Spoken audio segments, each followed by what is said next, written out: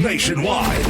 Ito naman hong umano'y budol scheme sa pambansang budget. Ibinunyag huya ng isang kongresista. Ito ba yung budol-budol na yan? Brigada Haji Camino, i-brigada mo! Brigada. Live report.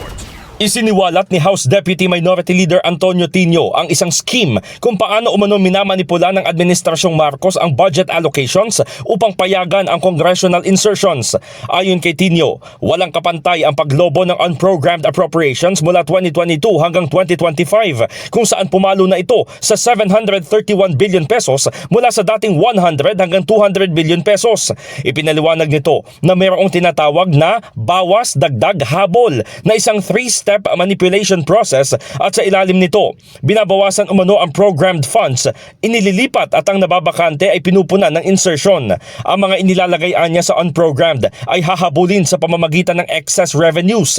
Inihalimbawa ni Tino ang 2024 salary increase allocation kung saan 89.9 billion pesos ang inilaan sa government employee compensation, ngunit binawasan at naging 1.009 billion pesos na lang sa General Appropriations Act at 45 billion pesos ang napunta sa unprogrammed. Dagdag pa ng kongresista, ang blanco o bakante ay tinadtad ng congressional insertions, kabilang ang flood control projects na nagkakahalaga ng 50 billion pesos. Pagtitiyak naman niya, sa 2026 budget ay hindi nila hahayaan na maulit ang umano'y budol scheme o pattern sa budget manipulation. In the heart of changing lives, ako si Brigada Haji Camino ng 105.1 Brigada News FM Manila, The Music and News Authority.